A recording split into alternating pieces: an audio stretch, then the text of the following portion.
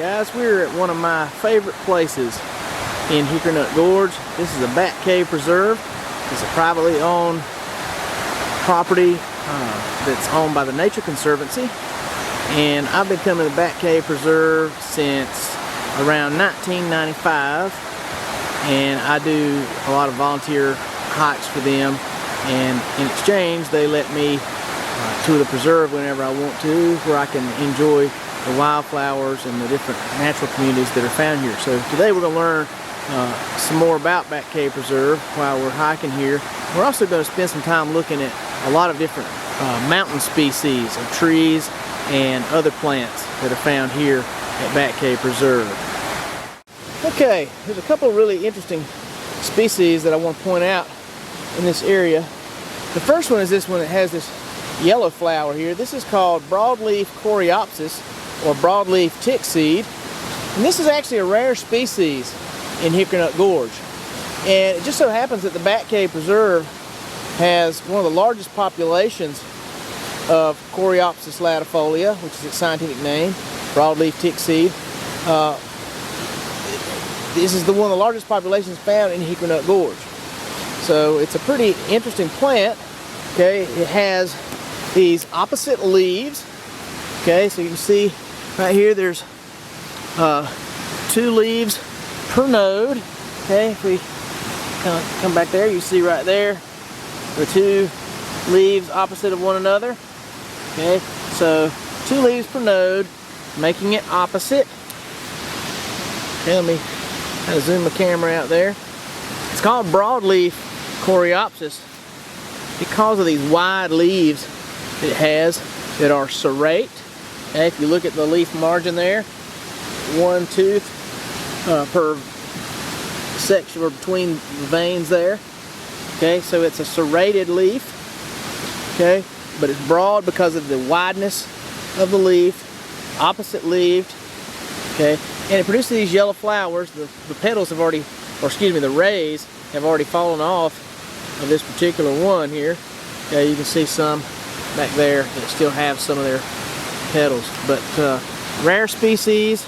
It tends to bloom more often when it's shaded, and then when it's sunny, it will spread by rhizomes underground. But this is a huge population of it. This was the first place it was found in Hickory Nut Gorge. It was later found at Chimney Rock State Park, and then over also at World's Edge. And there's quite an extensive population that grows at World's Edge too. But here at Bat Cave Preserve, the area that it's confined to, it's actually quite dense, and you don't really see that kind of density in other places around the gorge. Okay, this tree, this really nice smooth bark. Okay, this is an American beech. Okay, beech is really more of a northern species. They see this generally in northern forest, usually along with sugar maple. It tends to be the dominant species in the northern forest. Whereas down here in the southern forest, particularly in the southern Appalachians, it tends to be more scattered. You'll also often find this growing in floodplains and places like that. So it's generally not as abundant as you would find it in the north. But one of the interesting things about beech are its leaves. Okay, and I told you we'd probably see this tree at some point. Okay, let's see if we can get it in focus. I really wish I had my GoPro here with me. There we go. And you can see the leaves do look similar to that of the sweet birch that we saw down at the Dittmer Watts Park. Okay, it has a serrated leaf. Okay, and it actually produces these nuts called beech nuts, and I'm not seeing any on this particular tree, but it's in the same. This is in the same family as chestnut and oak. They're all in what we call the Fagaceae. Okay, but it's known for that really smooth bark, and beeches can get quite large, and a lot of times on the forest floor, and I'm looking for some, but I don't see any, you'll find a parasitic plant that grows on them called beech drops. And beech drops are similar to pine sap and that they are parasitic and have no chlorophyll. But I'm not seeing any here, but you can get a really good view of that bark. Let's see if we can get a little closer to it. I generally try to refrain from getting off trail here in Bat Cave because everything, this is such a sensitive environment. I always try to be careful about what I'm stepping on. But what a beautiful tree. And a lot of times you'll see them, they'll have these wounds that will have holes and stuff, and so it almost gives the tree a personality. Sometimes they'll look like they've got faces on them. But really beautiful species. This is American beech. Okay, as we're moving away from the river now, I can talk without having to yell so much. If you remember from the Ditmer Watts Park, we saw the running pine. Well, this is a similar species. This is another species that's found in that same group of plants called the fern allies.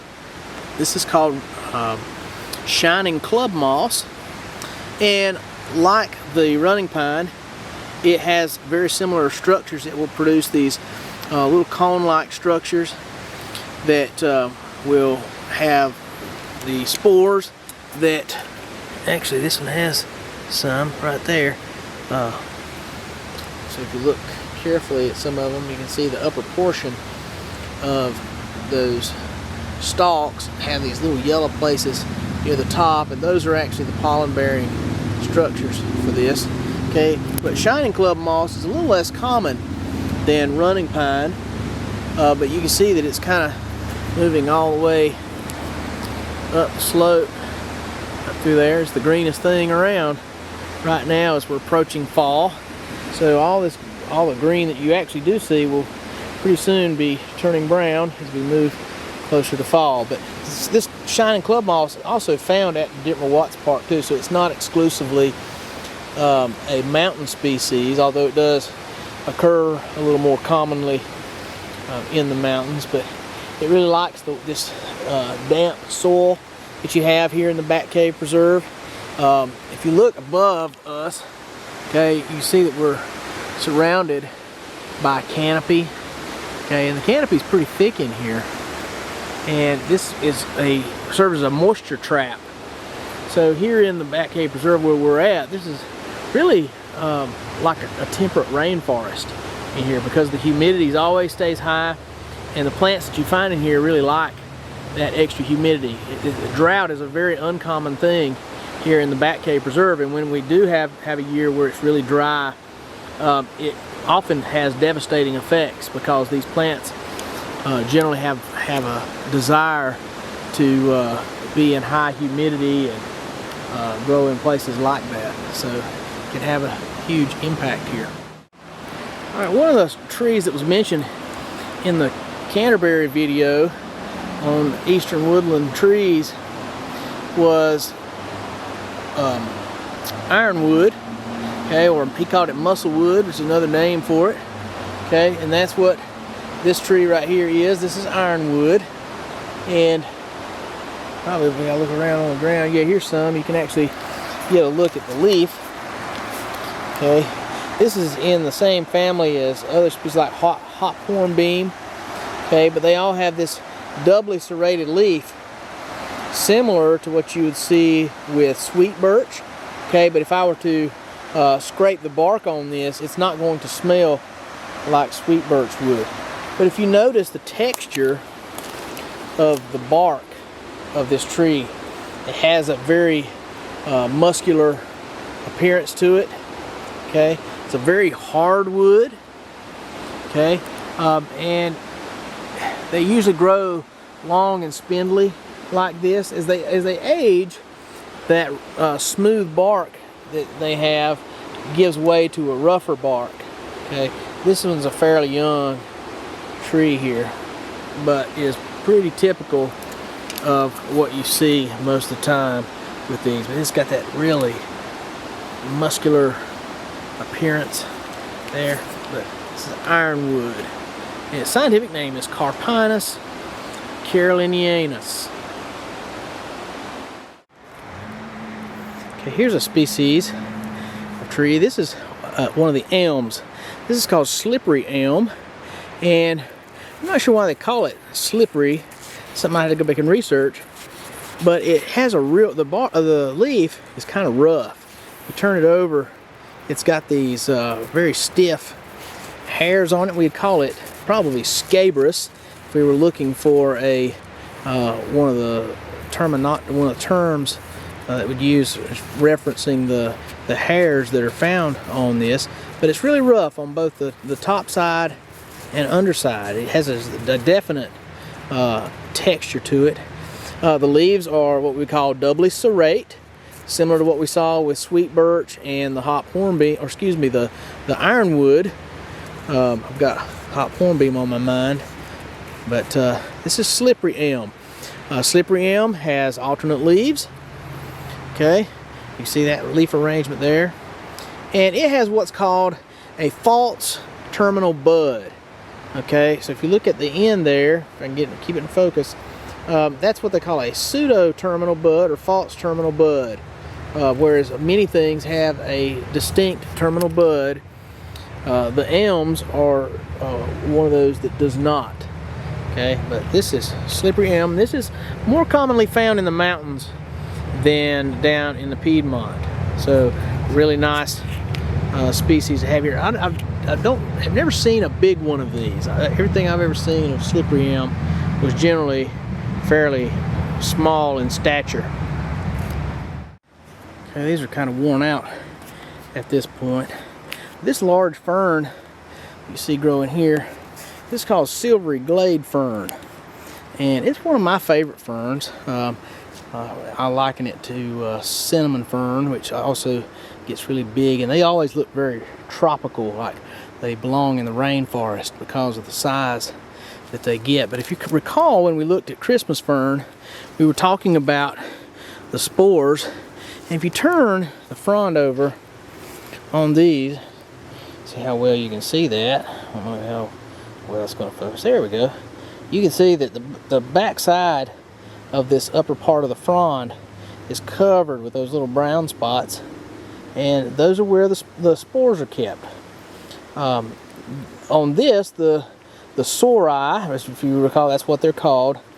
They're long, and they follow the venation of each pinna that's found on that stem. And when those ripen, they will drop off, and then that fern will have done its job and will die, or excuse me, that frond, and it'll die back, and then new fronds will come back out in the spring.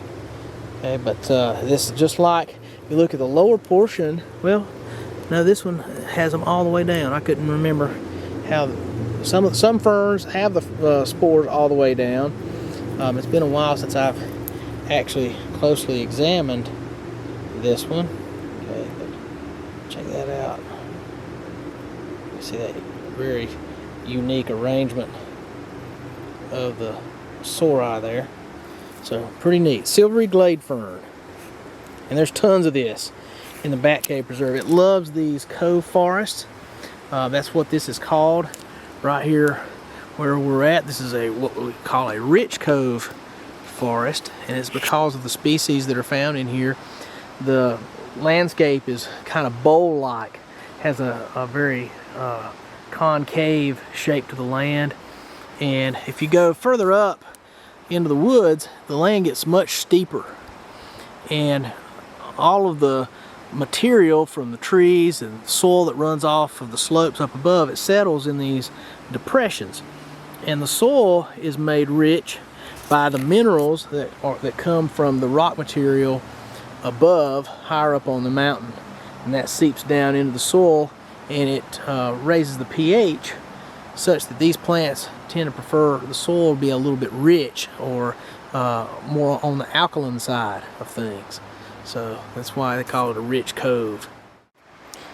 It's always amazing the things that I find when I'm out hiking along, and I just happen to be walking on the trail here and I found this. So the other day we were talking about trees in the Piedmont. We happened to encounter this species growing in the parking lot there at the school. This is called sycamore. Okay, sycamore also grows in the mountains, Okay, there's one somewhere close to me, and I'll have to look for it here in a second. But I just happened to be walking along the trail and found this. This is the fruit of the sycamore.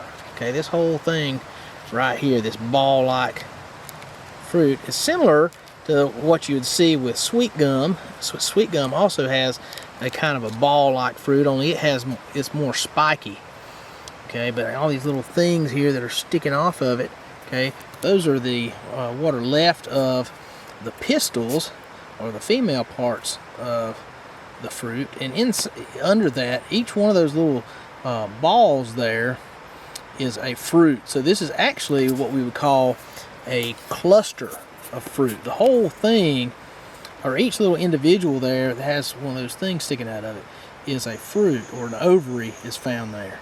And so the whole thing, this whole collective mass, is an aggregate of fruit. And I don't remember exactly what kind of fruit this is. Okay, but you can see there's the leaf.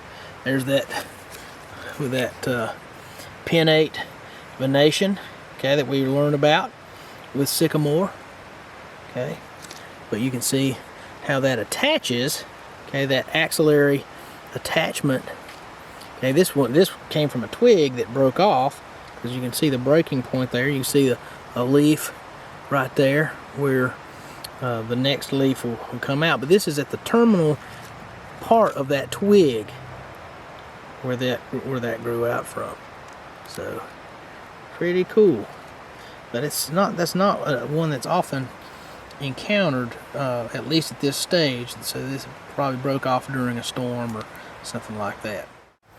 Now here's another interesting species found here. This is more of a mountain species. You won't rarely find this in the Piedmont. Okay, this is called pink turtlehead, or Chelone lyonii, which is its scientific name.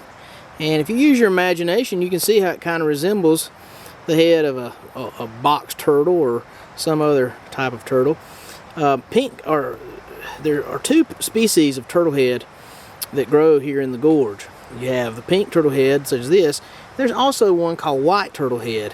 And I've never seen it here at Bat Cave, but we'll certainly keep our eye out for it if we were to happen to see it. I know that it grows just down the road in Chimney Rock and in a couple of roadside areas on 64 going toward Edneyville before you get out of the gorge. But it's a really neat plant. It's got a very unique look to it that you don't see with other species. And these would be what we call zygomorphic flowers. So if you split it down the middle along a vertical plane, you would get a symmetrical sides, on both sides of the cut. But if you cut it horizontally, the top would not look like the bottom, so that makes it zygomorphic. Okay, now if you remember from Dittmer Watts, we talked about the spotted jewelweed, and I mentioned that there is another species that grows similar to it. And this is it. This is pale jewelweed, or yellow jewelweed. Okay, and it's found here at the Bat Cave Preserve, along with the spotted jewelweed. This is the only place in the gorge where you'll find both species growing in the same place. And this is because we're in that transition zone between the mountains and the Piedmont. So we get an overlap of species here. You get several that are more exclusive to the Piedmont, and then species that are exclusive to the mountains. Pale jewelweed is more of a montane species. It's not something you see as much down in the lower elevations. In fact, the higher you go in Hickory Nut Gorge in elevation, the more you encounter the pale jewelweed. And we're actually at a fairly low elevation here. We're less than 2,000 feet here. So it's just shows how mountain-like it is in here, and kind of tropical as far as rainforest, moisture content, and so forth, which is really what this plant likes. It likes the damper conditions, and it likes it a little cooler than what the spotted jewelweed does. But if you look, you can't really see, which these flowers have gotten pretty mature, but a lot of times they'll have little red spots in them. These do not, or at least I'm not seeing any that are evident. Okay, but same kind of things pollinate them, bumblebees, honeybees, and things like that. And these also have the exploding fruit that you would see with the spotted jewelweed. So pretty cool that we get to see this one. I'm glad they're still in flower because we're getting late in the year and a lot of times they're gone by now. Okay, here's a plant that doesn't like me very much, but we have learned to kind of have an understanding. If I don't bother it, then it won't bother me. So I'm good with that. This is called wood nettle, or Laportea canadensis. And wood nettle is very closely related to stinging nettle. It has stinging hairs. They also call them urticating hairs, okay, because they will hurt you if you touch them. And I got that from one of my college professors, Dr. Tom Jones. That was one of the things he used to tell us about stinging nettle, and I always thought that was pretty clever. But anyway, these beneath these the hairs that it has on I'm gonna see if I can zoom in where you can actually see those stinging hairs. I don't know how well they're going to show up. If I had a different camera, it might be a little clearer. Yeah, you can barely see them. But at the base of those stinging hairs are little glands, and those glands have a toxin in them that when it gets on your skin, it causes a contact dermatitis, similar to what you have with poison ivy.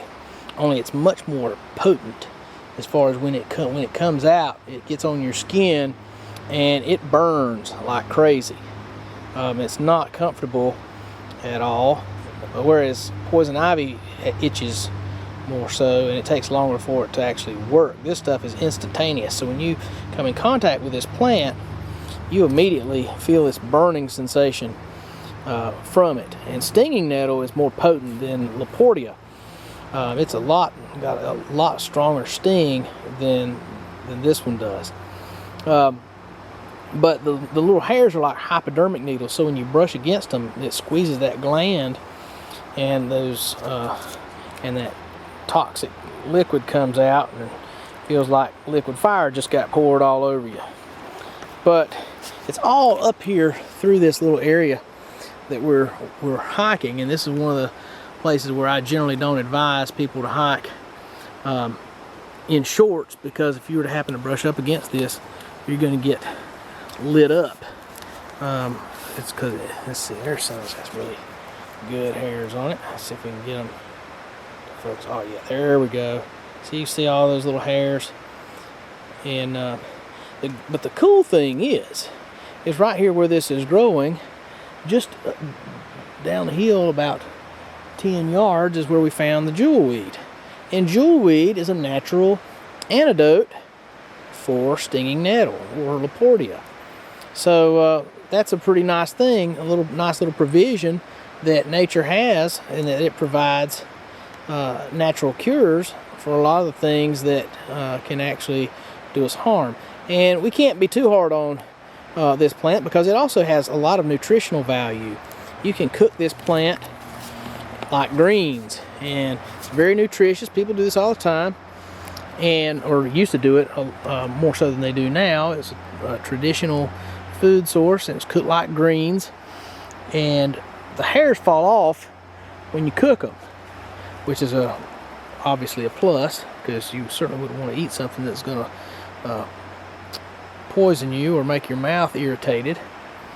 So but pretty neat. Let's see if we can get a good close-up of the hairs on this one without actually touching it. I don't know if we will or not.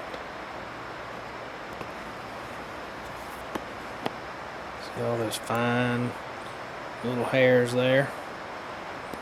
Okay, this is the flowers, or what's left of them. They're actually slowly becoming fruit. Okay, so this is the flowers of stinging nettle. If I can get them in focus here. Some of these finer things just don't focus as well with this camera. Yeah, there we go. So pretty cool. Wood nettle. Here's Something kind of interesting. Okay, this is American dagger moth larva or caterpillar. Okay, American dagger moth obviously would turn into something that looks totally different. I would have to go and look this one up and see actually what the moth itself looks like. Okay, but notice it's got all these little hairs on it. Most of the time, if it has long hairs like that, you should probably leave it alone. Okay, because most of the things that have long hairs, those hairs are either irritating or they hide something more nefarious underneath, like stinging spines. So if it's real hairy like this, in general, you probably should leave it alone. And this one does not have stinging spines, but the hairs are irritating. So if you were to touch this one, it would likely cause a lot of skin irritation. You'd break out and itch and that kind of thing. But they're still quite an attractive caterpillar. American dagger moth. Pretty cool. They should be pupating very soon, so they can actually become moths, and so the moths can lay eggs and carry on their life cycle. Because this is a pretty late stage one here. We'll let it go on about its business. Okay, this is one of the goldenrods that you often find in these rich cove forests. This is called Curtis goldenrod. Okay, and it has this long, slender appearance, but it's one of my favorites as far as the goldenrods are concerned, because it has this really interesting shape to it. Okay, elongated there with the flowers extending down the stem rather than having a terminal inflorescence like what you see, which is more typical with goldenrods. But this is an indicator of the rich soil that you see in this area. Curtis goldenrod. Little seepage areas like this are common in the mountains.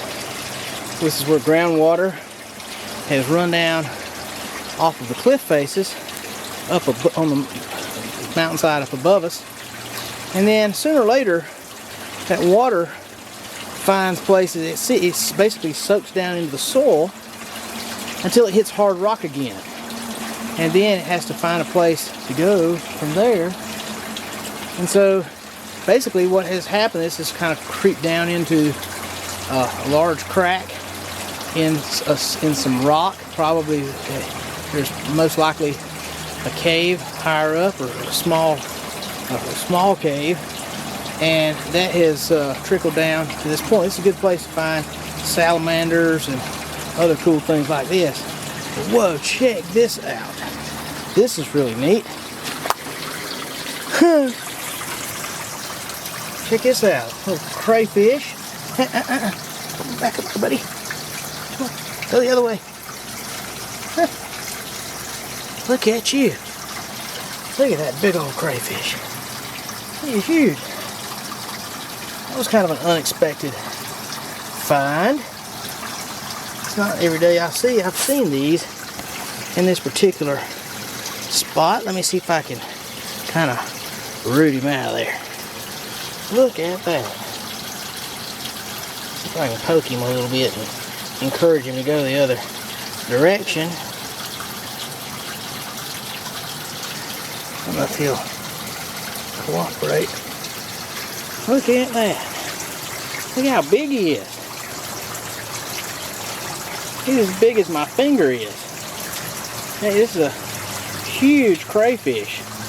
And I would bet, can't tell if it's male or female, probably a female if I were just to make a guess. But crayfish are really interesting because they have great regenerative abilities. They get in fights, which this could be a male. If they get in fights, their claws will regrow. Let's see if I can put him over here on a rock and see what he does. I might be able to focus in a little better on him too.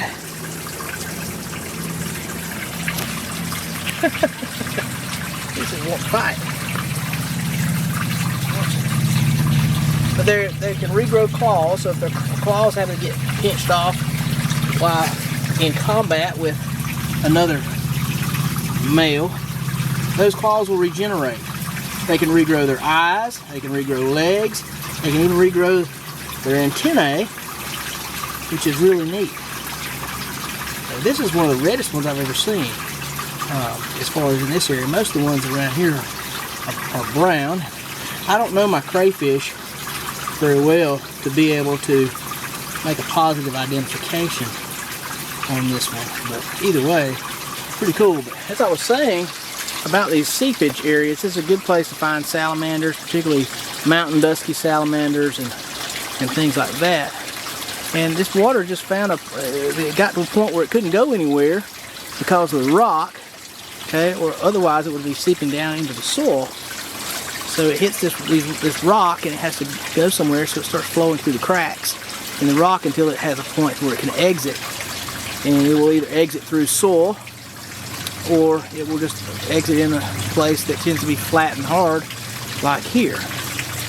So pretty cool.